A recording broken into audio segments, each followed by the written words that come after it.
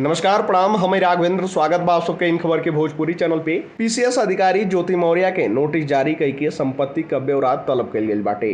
उनका प्रॉपर्टी, वाहन और खाता का जानकारी मांगल गइल बा। पति आलोक मौर्य के द्वारा भ्रष्टाचार के शिकायत के बाद गठित जांच कमेटी अपन विवेचना शुरू कर दिले बाटे। यही कड़ी में ज्योति मौर्य के नोटिस जारी कई के संपत्ति का ब्यौरा मांगल गइल बा। बतावल जा रहल बाटे कि कमिश्नर कार्यालय में वीडियो कैमरा की निगरानी में एसडीएम ज्योति मौर्य का बयान दर्ज कइल जाई। पीसीएस अधिकारी ज्योति मौर्य का मुश्किल बढ़ सकेला। पति आलोक मौर्य के शिकायत पर जांच शुरू कर दियल गइल बा। जांच कमेटी नोटिस भेज के उनके संपत्ति का ब्यौरा भी तलब कइले बाटे।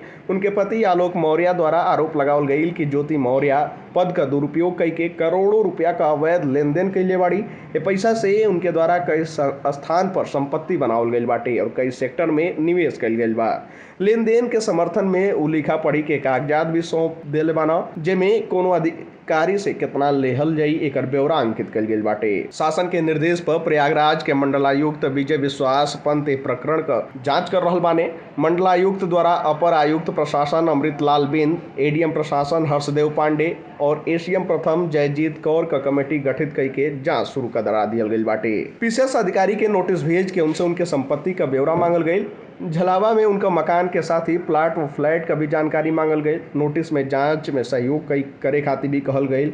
इससे पहले बयान दर्ज करावे खातिर दोनों के नोटिस भेजल गई रहे। जांच कमेटी का मानल जाओ अगले हफ्ते दोनों के बयान दर्ज कल जा सकेला। कमिश्नर ऑफिस में दोनों लोग का वीडियो कैमरा की निगरानी में बयान दर्ज करावल जाई। फिलहाल जानकारी में इतना ही।